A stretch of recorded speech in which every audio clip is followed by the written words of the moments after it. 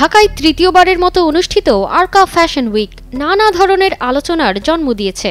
16 থেকে 19 জানুয়ারি তেজগাঁওয়ের আলোকি কনভেনশন হলে অনুষ্ঠিত এই ফ্যাশন উইক ছিল নতুন প্রজন্মের কাছে বেশ জনপ্রিয়, বিশেষ করে শহুরে জেনজিদের মধ্যে। 4 দিনের এই উৎসবে ফ্যাশন শো, ডিজাইন ল্যাব এবং মাস্টার ক্লাসের আয়োজন ছিল।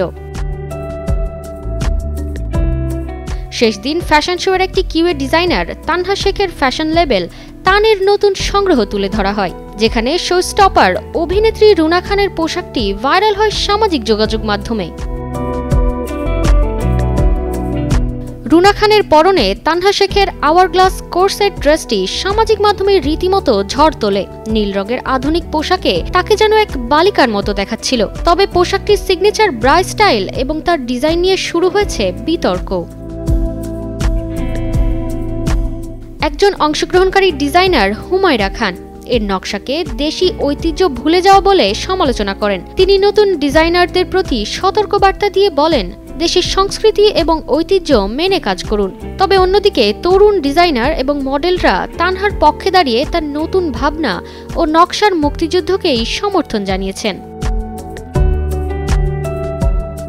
রুনা খান নিজেও এই আলোচনা নিয়ে মতামত দিয়েছেন। তিনি বলেন, তিনি একজন মডেল হিসেবে ডিজাইনারের ভাবনা উপস্থাপন করেছেন, এটি তার পেশাগত দায়িত্ব। অন্যদিকে পোশাকটির ডিজাইনার তানহা শেখ বলেছেন, এটি তার সিগনেচার স্টাইলে তৈরি, যা পশ্চিমা ফ্যাশন থেকে অনুপ্রাণিত। এদিকে দেশের অন্যতম শীর্ষ মডেল পিয়া জান্নাতুল এবং আন্তর্জাতিক খ্যাতি পাওয়া সোবিয়া আমিনও সামাজিক মাধ্যমে নানা মন্তব্য করেছেন।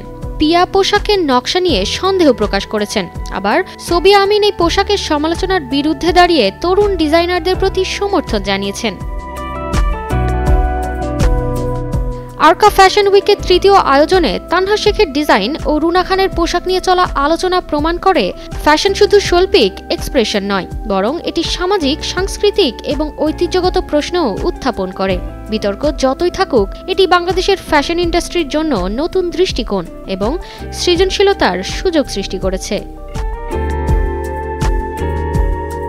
তারতিবা ফারুহি, কালের কণ্ঠ।